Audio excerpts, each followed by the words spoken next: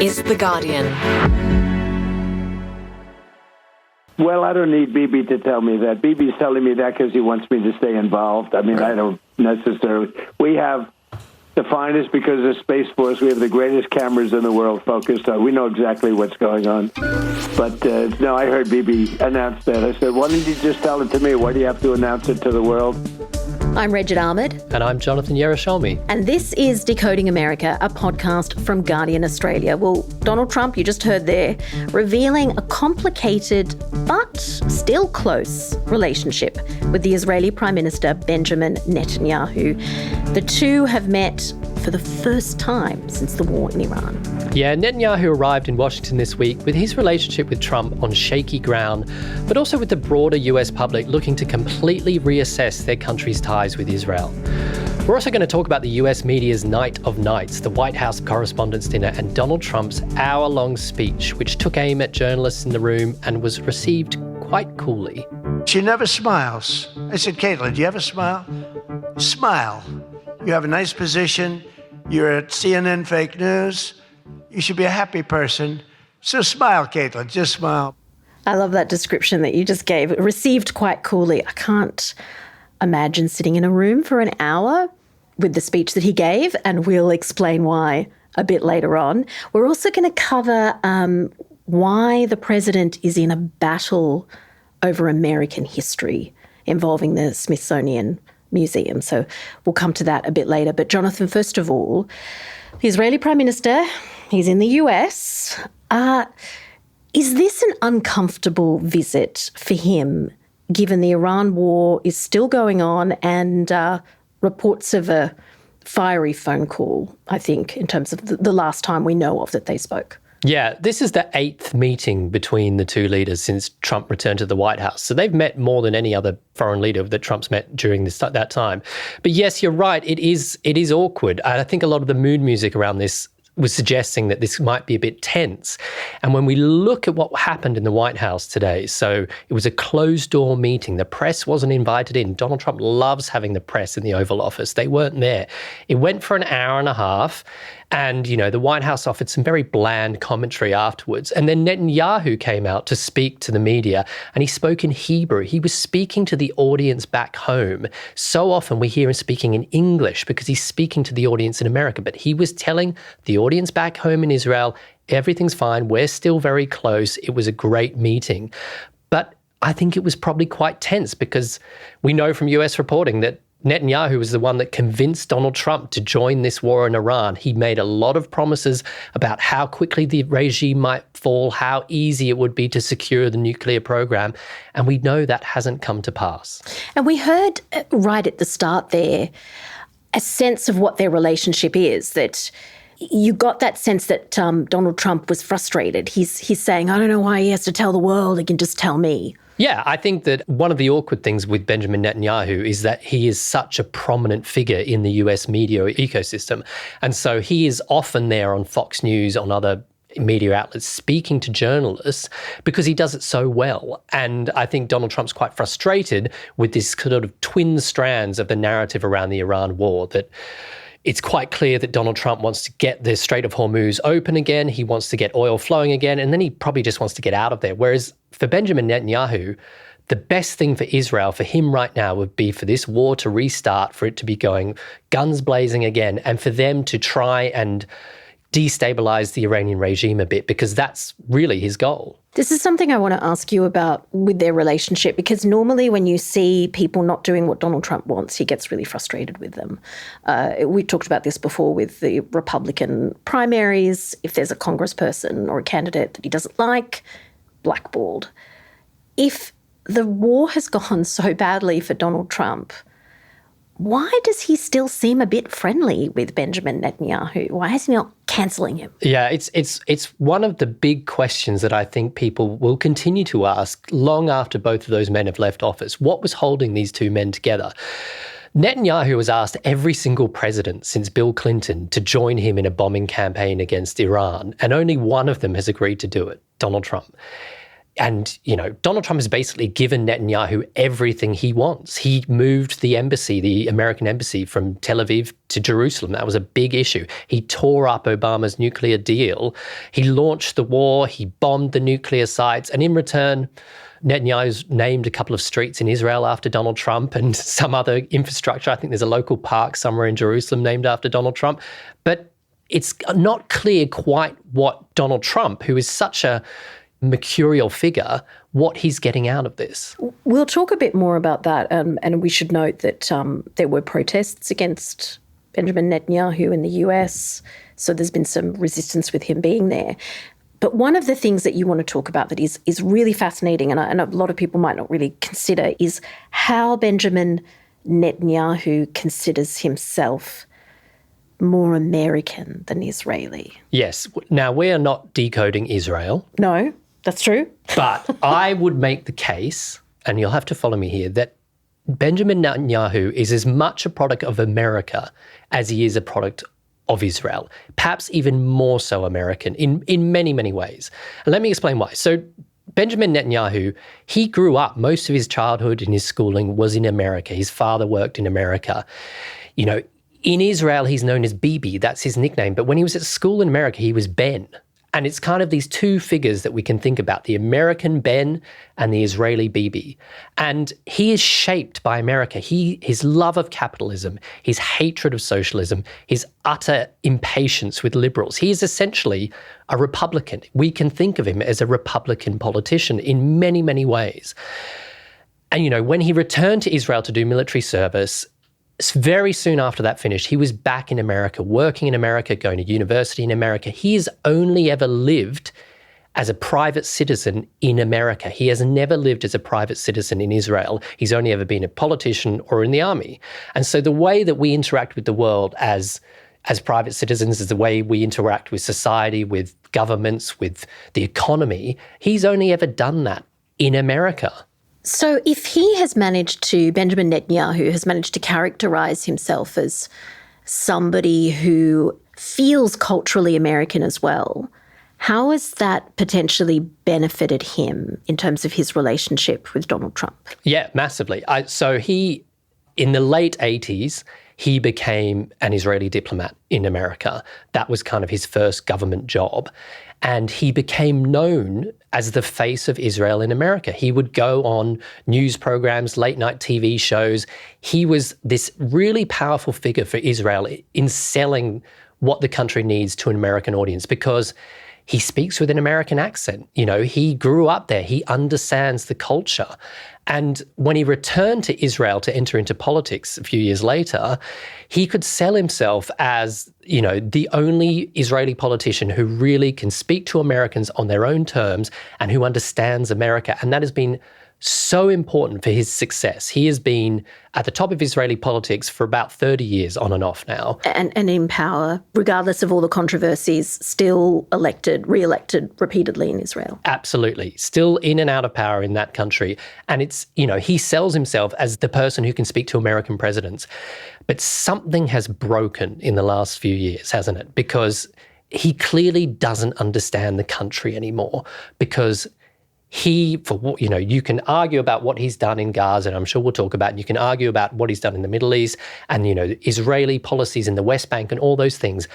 And he's doing that because presumably he believes that's what's right for Israel. But along the way, he has lost America profoundly. And I think you could argue now that he's perhaps Israel's greatest liability when it comes to that relationship with America. So we need to talk about that then before we move on, because is it the way that the Gaza war was prosecuted and is still ongoing really in many ways? Is that what has turned public opinion in America? And has it turned public opinion maybe with Republicans as well as Democrats? It's changed some minds who perhaps were more supportive of Israel in the past. Absolutely. I mean, I think it was probably already changing, but definitely that was the catalyst that pushed a lot of people to say, why are we supporting this country still? Why is this the country that we're sending all the weaponry to, that we're supporting financially? Support for Israel in America for decades was a bipartisan issue. It was one of the few things that kept Republicans and Democrats together. And then you look just a couple of weeks ago, 40 out of 47 Democratic senators voted to block arms sales to Israel. MAGA supporters, people who maybe see J.D. Vance as the next figurehead of that movement, they say, why are we supporting Israel? We need to be just cutting ties. Tucker Carlson, the US commentator, has been a huge, huge figure in that. 60% of Americans have an unfavorable view of Israel now. And 49% of Americans, this is incredible, said the US should have arrested Netanyahu when he arrived in America this week. That is astonishing, but I have to ask then, we're talking about public opinion, votes in Congress, but are we perhaps not at a tipping point where military aid is suddenly going to stop?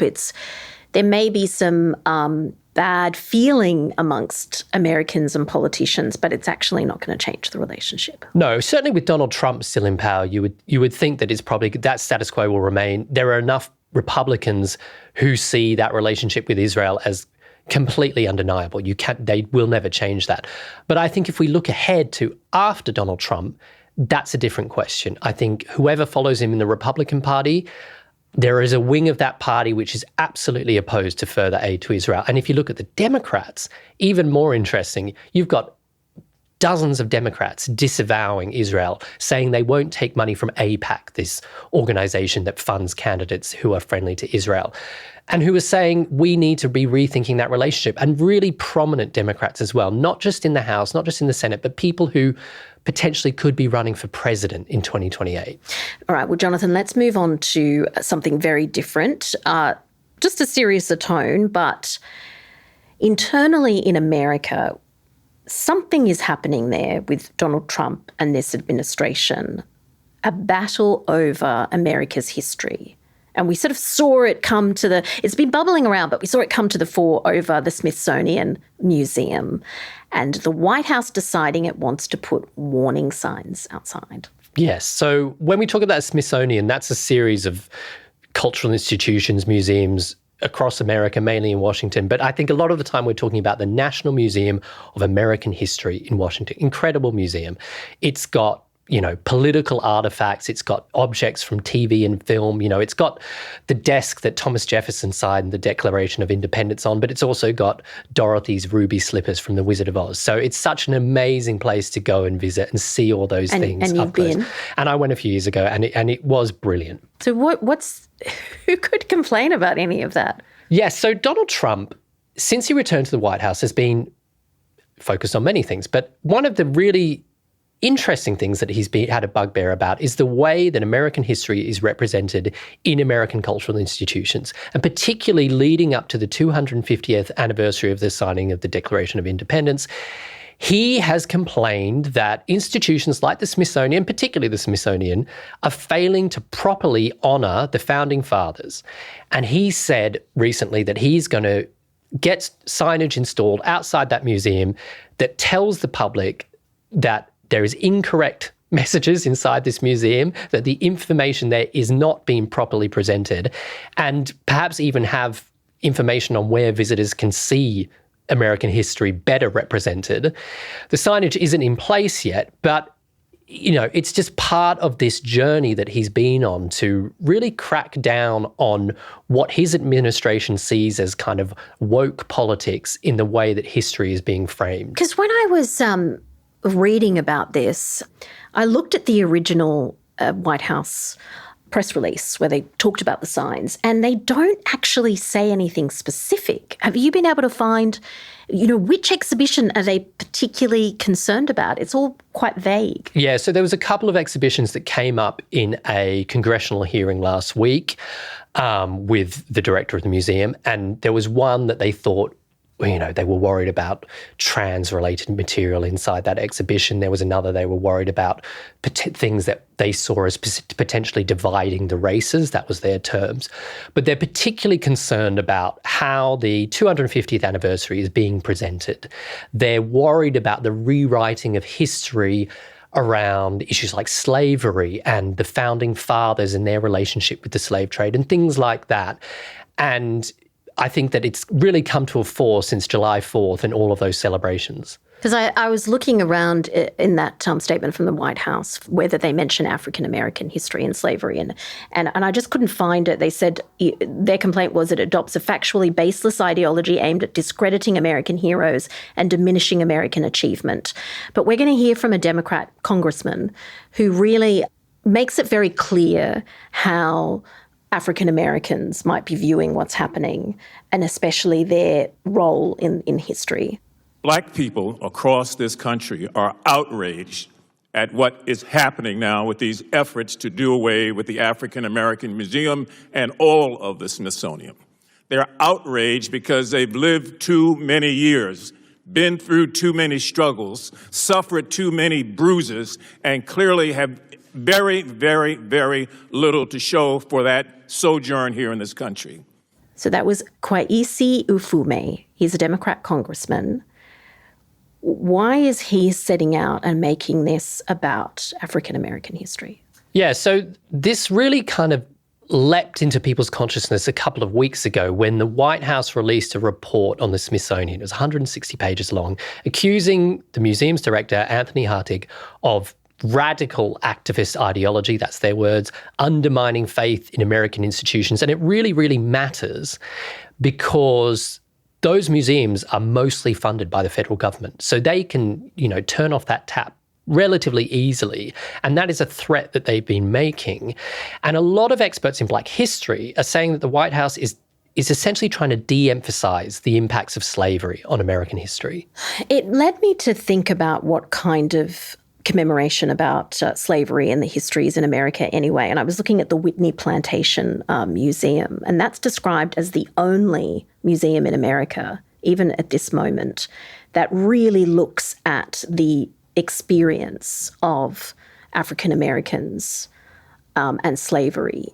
So I guess my question to you is, it's not like America has really come to grips with this history and talks about it maybe as much as they should. So why is the White House still upset about it? Yeah, I think one of the really interesting things, if we look at American history, is the focus on the history of slavery, the founding fathers, everything like that. So, if you look at the founding fathers, George Washington, Thomas Jefferson, those people, most of them were slave owners. And this is something we've known. Washington owned up to 100 slaves.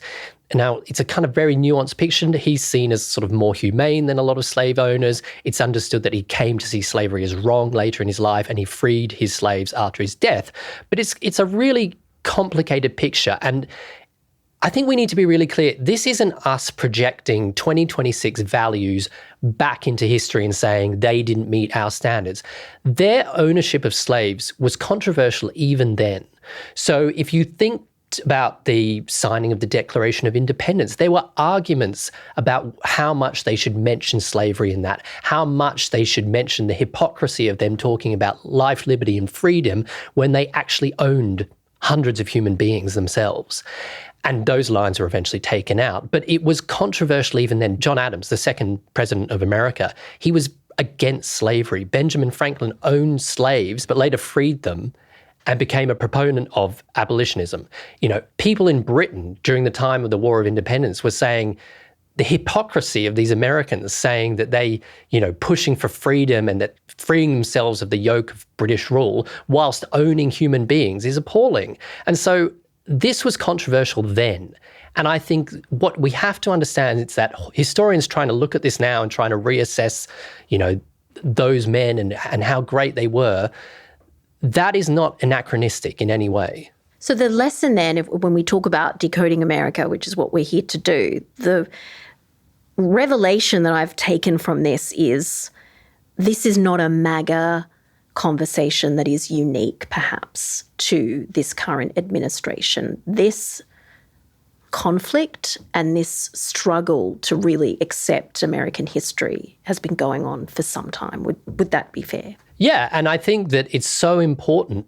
If you speak to historians, they say it's really important that we are able to reassess, that we are able to look at our history again and not just accept that it's been cemented, the narrative's been set in stone. I mentioned Thomas Jefferson before. He wrote the Declaration of Independence. He wrote those words, all men are created equal. He owned more than 600 human beings himself. It's incredible. And the views of him have been quite nuanced over the years, but it's only because of historical work carried out in the late 1990s that we know that Thomas Jefferson fathered a child with one of his slaves. When he was in his 40s, this person was a child, a teenager. And the view of Thomas Jefferson as a founding father has evolved so much because of that work that historians did, a couple of decades ago. And so perhaps that relatively new research has irked people with certain political vein. Yeah, and they would suggest that, how dare you question these men who are heroes of the American Republic? And I think what historians say is that both things can be true, that they can be complicated figures, but in trying to whitewash history, all we do is turn them into two-dimensional figures, and that we understand more about America's history and America's past and how it came to be the country it is today when we start asking tough and difficult questions. And of course, this links very neatly back into that ongoing debate about statues of people in the South, people in American history who have this kind of vexed background. Before we move on, though, what has the Smithsonian said? Yeah, so the director of the museum, Anthony Hartig, she said, her role as a historian is about reassessing the things that earlier tellings of history left out so that more Americans can see themselves reflected in the national story. And I think what's really interesting is that you can view this argument with the Smithsonian that Donald Trump is having as almost a continuation of something that started during his first term. So the head of the Smithsonian, Lonnie Bunch, the first African-American to be leading the institution, he's been frantically working behind the scenes to fend off these attacks from the Trump administration. But I think it's understood that part of it might go back to some animosity between him and Trump that started during the first administration. So there is the Museum of African American History in Washington. It's part of the Smithsonian. It's incredible. It's got African American culture, music, art, but also this kind of harrowing history of the slave trade. When I visited it, I was with a former colleague of ours. I was there reporting on it. And at one point, this former colleague of ours was just in tears reading these exhibitions. It's really, really powerful. And Lonnie Bunch took Trump on a tour of this museum in 2017, and he was explaining the Dutch link in the slave trade, this really kind of important thing in the slave trade. And he said afterwards that Donald Trump was very quiet, and then he just said, they love me in the Netherlands. And Lonnie Bunch wrote later that he was so upset and so disappointed that this was Donald Trump's response. And we know about this largely because of reporting done by the New York Times. And it's understood that Donald Trump took a great deal of umbrage with him writing about that, with him writing about Donald Trump's response and the way that he was furious that he had not understood what he was trying to show him in that museum, and that perhaps some of this animosity can be explained by Donald Trump thinking that this has been made personal.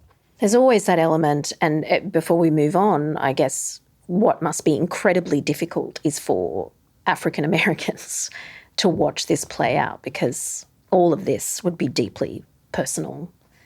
And yet here this is being played out on the political stage, perhaps in a discussion that isn't very constructive.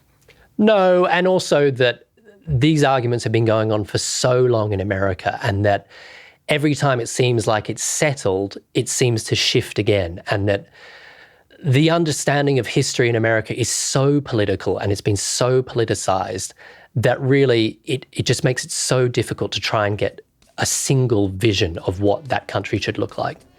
Well, let's go to a break. Tone change again. When we come back, Donald Trump's White House Correspondents' Dinner redo, and it was a doozy. We'll be right back.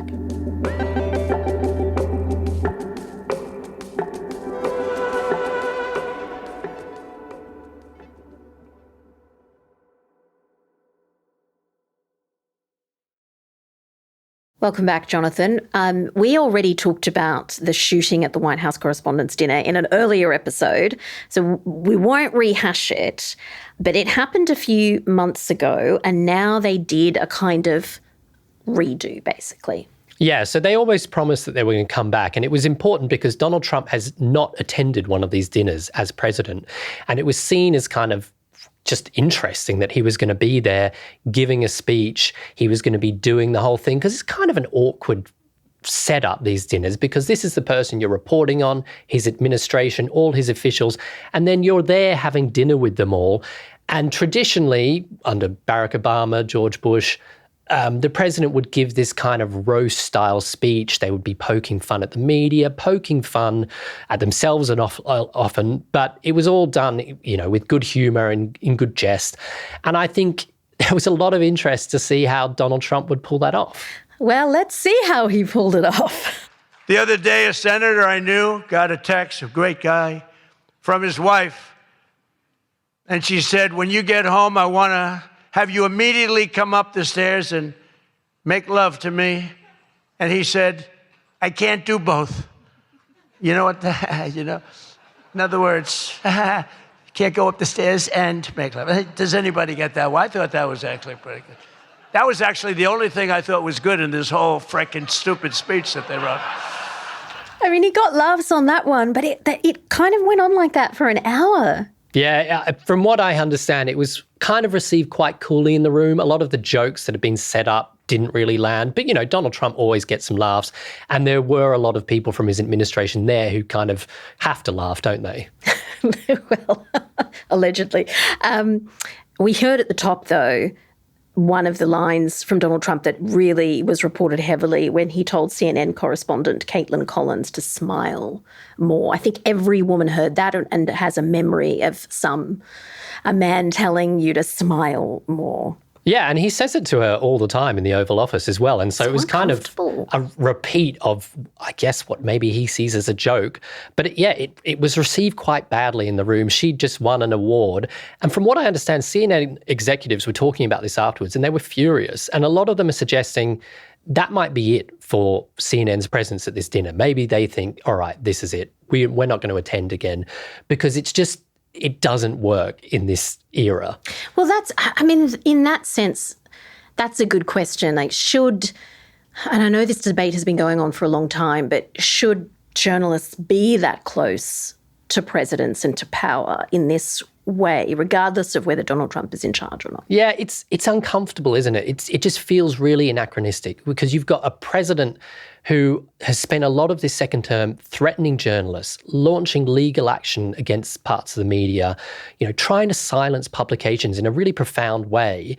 And then you're having this dinner, it's all very cozy and we're all joking and there's a lot of backslapping, and it just feels uncomfortable. And I think what's interesting is after the ceremony, Peter Baker, New York Times chief White House correspondent, said, maybe this is it for the dinner. Maybe we don't do this anymore. Well, can I play devil's advocate to that and argue maybe it is more important than ever to have something like this, because you get reminded of who Donald Trump is, how he talks about people, and how far the Overton window has shifted in this presidency. We wouldn't get that without something like this. Yeah, and look, I think there's obviously very good reasons why journalists go to these things. It's an award ceremony, so it's important for the media more generally. But also, it's not bad to be speaking to people, members of his cabinet, to be speaking to the president. That's kind of what you're meant to be doing as a journalist. You're meant to be kind of building these relationships.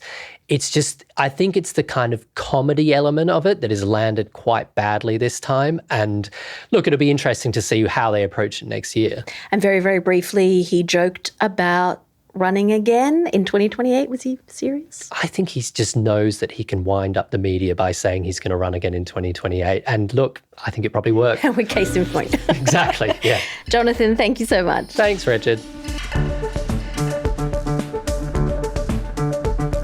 Decoding America is a podcast by Guardian Australia and was recorded on Gadigal land. This episode was produced by Daniel Simo, who also did the sound design and mixing. Theme composed by Joe Koning. The executive producer is Hannah Parks. And remember, you can always leave a review wherever you get your podcasts. I'm Reged Ahmad. Jonathan and I will be back next week in your full story feed.